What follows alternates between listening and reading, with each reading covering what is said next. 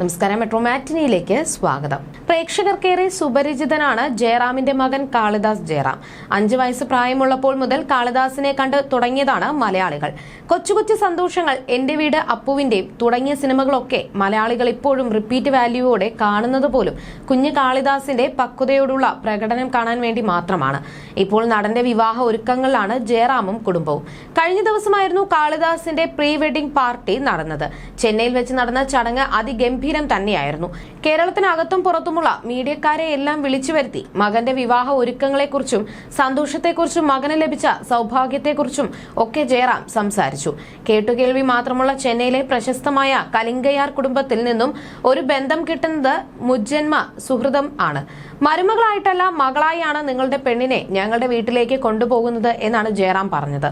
നമ്മൾ ഏറെ കാത്തിരുന്ന ദിവസം എന്നാണ് കാളിദാസും താരിണിയും പറയുന്നത്. ചടങ്ങിൽ മാളവികയും ഭർത്താവ് നവീനും ഉണ്ടായിരുന്നു. ഒരു കാലത്ത് നാട് ഭരിച്ചിരുന്ന കുടുംബത്തിലെ ഇളമുറക്കാരിയാണ് കാളിദാസിന്റെ ഭാവി വധു. അതുകൊണ്ട് തന്നെ കാളിദാസ് കണ്ടുപിടിച്ചയാൾ ചിലർക്കാരി അല്ലെന്നാണ് സോഷ്യൽ മീഡിയയിലെ സംസാരം. വിഷ്വൽ കമ്മ്യൂണിക്കേഷൻ ബിരുദധാരിയാണ് തരുണി കലിംഗരായർ.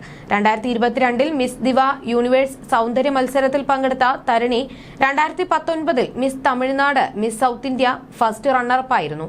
തന്റെ 16-ാം വയസ്സിലാണ് തരുണി മോഡലിംഗിലേക്ക് വരുന്നത്. സൗന്ദര്യ മത്സരങ്ങളിലെ സ്ഥിര സാന്നിധ്യമായിരുന്നു തരുണി.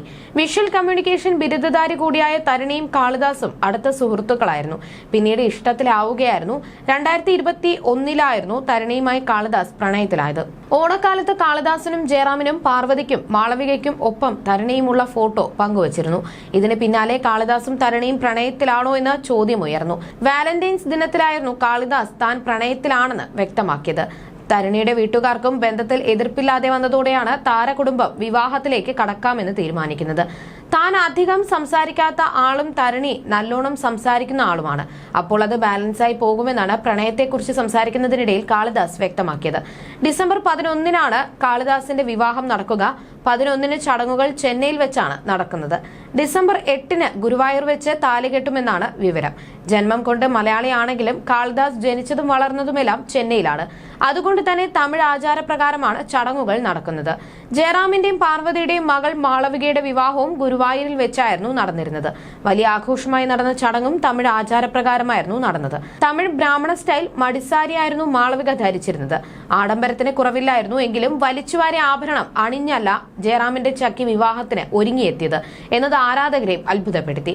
പ്രീ വെഡിംഗ് ഫംഗ്ഷനും റോയൽ സ്റ്റൈലിലാണ് മകൾക്കായി ജയറാം നടത്തിയത്. ഫംഗ്ഷനുകളിലെല്ലാം ആക്സസറീസിന്റെ കാര്യത്തിലും മിതത്വം പാലിക്കാൻ മാളവിക ശ്രമിച്ചിരുന്നു. മാളവികയുടെ മേക്കപ്പും ഏറെ ശ്രദ്ധിക്കപ്പെട്ടിരുന്നു. You're watching me on metromatney.com. on metromatney.com. metromatney.com. Subscribe for more videos. Subscribe for more videos. Subscribe here for more videos. Subscribe now. Thank you.